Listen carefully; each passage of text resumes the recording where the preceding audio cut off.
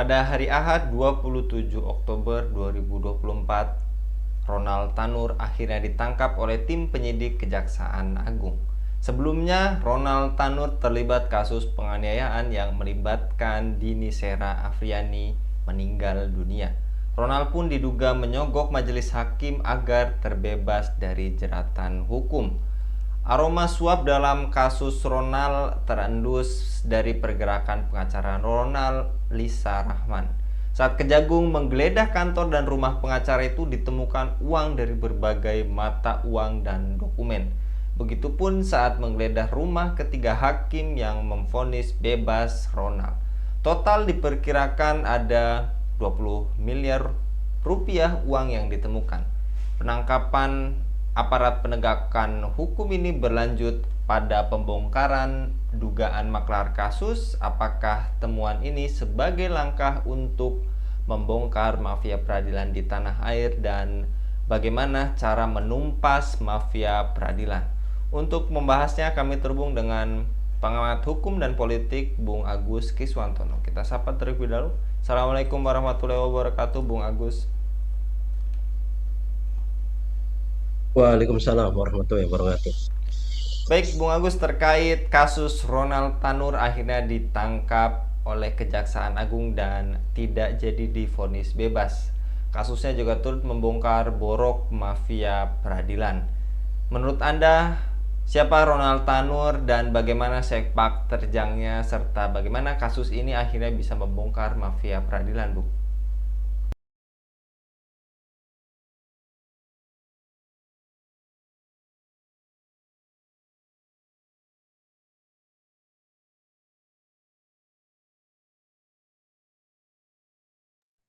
Ya, Bang Anggi. Terima kasih. Assalamualaikum warahmatullahi wabarakatuh. Eh, kita ini kan ada keunikan dengan sensasi peradilan yang sekarang ini ya terjadi ya. Salah satunya adalah Ronald Trump. Jadi bukan suatu hal yang baru, tapi kalau kita perhatikan kita terkejut-kejut ya. Jadi banyak kejutan di negeri kita ini, ya, termasuk di kasus Ronald Tanur di sini. Eh, Kejutannya ini bukan kejutan yang biasa, tapi ada impact dampak yang sangat luar biasa, baik itu terkait dengan kasusnya yang sebenarnya sudah inkrah, ya, dan eh, impact kasus ini ternyata adalah salju ini. Gitu. Kenapa demikian? Jadi kalau kita perhatikan dari bukan dari bawah ya, tapi ini dari atas ternyata. Jadi saya bilang bahwa ini kenapa dari atas, ya, karena dampak pasal kasus ini bersifat TSM, terstruktur, sistematis, dan masif. Jadi aroma-aroma terkait dengan eh, tikus peradilan, ya, tikus peradilan atau warung peradilan ini eh, terbongkar secara sistemik, masif, dan terstruktur. Kalau tadi kan saya bilang TSM, terstruktur, sistematis, dan masif. Jadi kenapa demikian? Ya, karena kalau dari bawah ini kan berarti tidak sistemik. Kalau sudah dari atas, ya, dampak dari kasus ini dengan adanya kemarin mantan pegawai MA atau sudah pensiun ya, dengan apa itu penggeledahan yang wah ya, sangat luar biasa itu. Ini kan menunjukkan bahwa ada jejaring yang itu sudah sangat kronis untuk mendapatkan, ya, rasa keadilan yang rasanya ini rasa keuangan yang maha kuasa. Jadi bukan keadilan yang akan didapat, tapi keuangan itu yang berkuasa. Ya. Jadi kalau eh, dinilai nominalnya itu kan puluhan, harusnya kan gitu. Nah ini kan kalau puluhan yang ditemukan oleh apa itu oleh tim Kejagung, maka ini baru permulaan. Tapi yang ditemukan ini kan fantastis, ya, nyaris 1 triliun.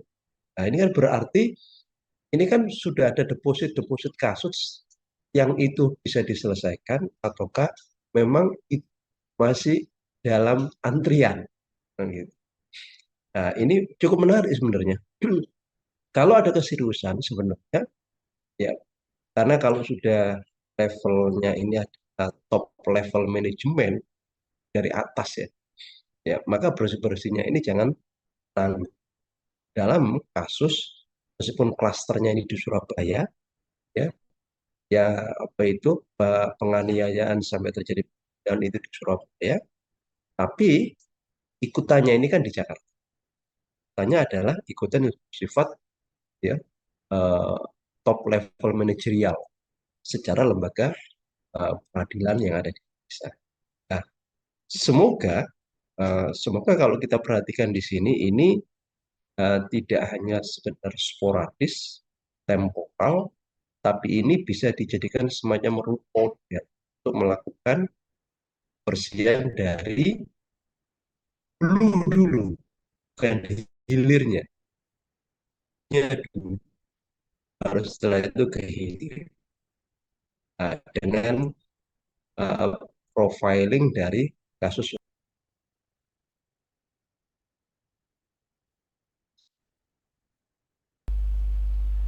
Baik, Bung Agus, dan kemudian juga ada penangkapan orang dari lembaga peradilan atas dugaan suap yang merupakan peristiwa ini menunjukkan begitu memalukan karena hakim-hakim yang ditangkap. Menurut Anda, Bung Agus, apakah korupsi di peradilan sudah menjadi rahasia umum, di mana lagi masyarakat mencari keadilan kalau ternyata pengadilan diisi oleh hakim-hakim nakal, Bung? Ya, eh, kalau hakim nakal, ya, kalau itu di level hilir, pengadilan negeri lah ya, gitu. Saya bilang ini hilir, ini kan gampang ini diamputasi, kan ini kakinya. Tapi kalau yang bermain nakalnya ini di level hulu, adil, maka yang diamputasi ini kepalanya. Kenapa demikian? Ya, karena bobroknya kemarin dari apa itu dari gambaran terkait dengan proses kasasi yang dilakukan, ya, maka kalau kita perhatikan ini ya sangat memalukan sekali karena itu kan sudah ada bukti di sini meskipun ada praduga tak bersalah, ya, terkait dengan, ya, mantan pegawai MI itu dikedepankan, tapi praduga tak bersalah ini kan ada data dan ada faktanya, dan itu faktanya dalam bentuk nominal rupiah lagi, dan nominal rupiahnya ini adalah fantastis bagi ukuran, ya, pegawai negeri yang itu notabene sebagai pengadil pada level atas, level hulu, ya, hulu pada posisi puncak yang ada di eh, apa itu tata kelola peradilan yang ada di Indonesia, yaitu mahkamah, ya. Jadi gambaran ini sebetulnya adalah gambaran yang transparan, transparan sekali terkait dengan alur kebijakan yang ada kaitannya dengan sistematika peradilan yang ada kaitannya dengan kewenangan dari masing-masing level. Kan yang kemarin, ya, OTT-nya kan di level pengadilan negeri Surabaya, ya. Kalau kita lihat dari eh, pohon faktor masalah, kan gitu. Pohon faktor masalah ini kan berarti kan di level Surabaya sudah di, ya, dibahas. Ternyata, ya, nggak cukup hanya, ya, melakukan, ya, jual beli penangan hati Surabaya, ya. Ternyata sudah sampai kepada mahkamah. Jadi ini sebenarnya adalah gambaran alur dari ya orang-orang yang tentunya bagi orang awam tidak akan paham di situ. Berarti orang yang ada gitu ya di dalam putaran kasus atau lingkaran kasus ini benar-benar paham betul ya. Jadi sistematika yang ada pada pengadilan yang ada di Indonesia itu. Nah, demikian Bapak itu lagi. Dan apakah kasus ini menjadi pintu masuk untuk membongkar mafia peradilan di tanah air, Bung Agus? Ya, kami sebagai warga yang sangat konsen ya, dalam apa itu eh, harapan dan juga pelaksanaan dengan adanya ini kan bukan kasus yang remeh-temeh gitu. Bukan kasus yang sebenarnya ini baru dan permulaan ya. Karena kalau kita lihat ya dengan akumulasi uang yang begitu besar ya, yang tidak melewati rekening ya, tapi cash on hand ya di tangan ini kan sudah akumulasi ya. Kalau Ronald Tanur ya sekitar puluhan ya, nggak main-main di puluhan miliar ini ya. Berapa kali UMR ya yang notabene ini ingin ada rasa keadilan ya. Mereka memperjualbelikan kewenangan dengan akumulasi total rupiah yang kemarin dilakukan penggeledahan dan itu sudah ditemukan barang sebegitu fantastisnya. Berarti pada terminal pengadil yang itu sangat luar biasa, ya, powerfulnya kewenangannya itu. Berarti ini ada leveling biaya kasus yang itu semakin tinggi manakala pada posisi ya, di atas. Karena kalau kita bandingkan ya secara kewenangan di pengadilan negeri, pengadilan tinggi, dan mahkamah agung, ini kan berarti eskalasinya itu kan semakin ya, baik itu eskalasi kewenangan maupun keuangan kan gitu ya. Dengan adanya akumulasi nilai uang yang sebegitu besar kemarin, berarti ini menandakan bahwa posisi orang yang ada di Mahkamah Agung tersebut ya, yang notabene sudah pensiun atau apapun status alasannya itu, memang menjadi satu titik yang krusial untuk melakukan ya pembersihan. Kenapa? Ya, kalau marwah pengadilnya itu seperti itu, bagaimana dengan ya keputusan yang mau diambil? Berarti ini kan keuangan yang sangat berkuasa. Jadi rasa adil itu adalah bagi orang yang ya, sementara ya kasus yang ada di pengadilan ini kan beragam. Bagaimana dengan orang yang tidak punya uang? Bagaimana orang yang sangat lemah pada sisi hukum? Tanya apa? Berarti subjektivitas di sini ini juga perlu dipertanyakan. Subjektivitas untuk melakukan pengadil atau melakukan proses pengadilan yang ada di Indonesia ini. Berarti kan ada dalam kasus yang Ronald Tanur ini kan ada jual beli ya, ya keputusan yang itu berdampak pada pengurangan ataukah pembebasan yang ada di kasus Ronald. Nah, ini sudah sangat jelas gamblang itu. Kalau kita kita tutupi seperti apa, ini kan sudah ada apa itu alur yang sangat luar biasa terkait dengan level masing-masing yang punya kebijakan masing-masing. Begitu di maaf, pengadilan negeri sampai ke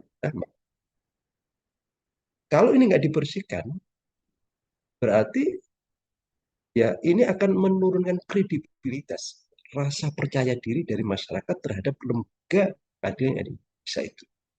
Oleh karena itu, sudah seharusnya para pengadil yang dengan fasilitas sangat luar biasa dan kewenangan yang sangat besar, ibaratnya ini sebagai harapan manakala ada kasus ya, baik itu yang kriminal atau dana perdata ya, harapan ini akan jadi tajam. Tumpul ini misalnya tumpul yang nggak punya uang, ya, ya, dan tajam kepada yang punya uang atau kebalikannya kan gitu. Harusnya kan yang ideal kan seperti itu. Ya. Jadi adil ya adil. Bukan lagi tajam kepada yang tidak punya uang, ya, full kepada yang punya uang. Jadi kebalik-kebalik sekarang ini.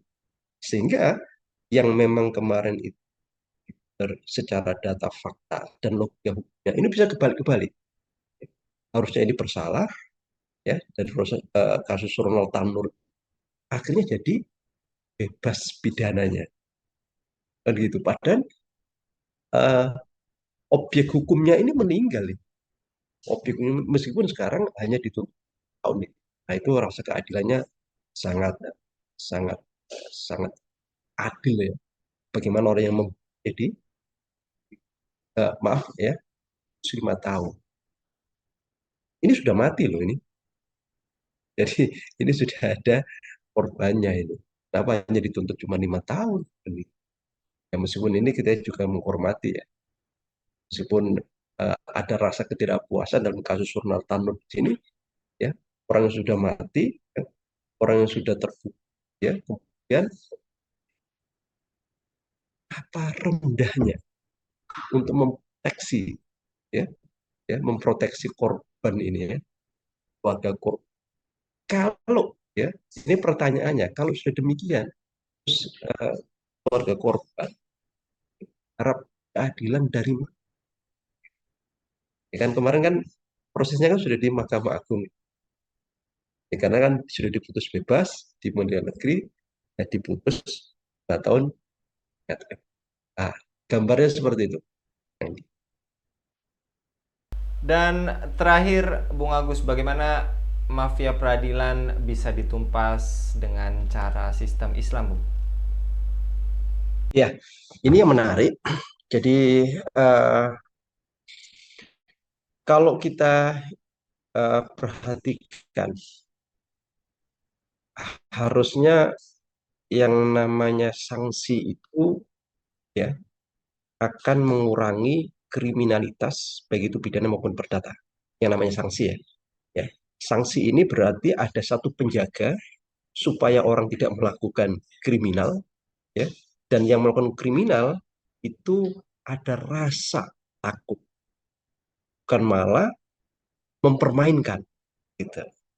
Nah, Islam mampu berikan satu solusi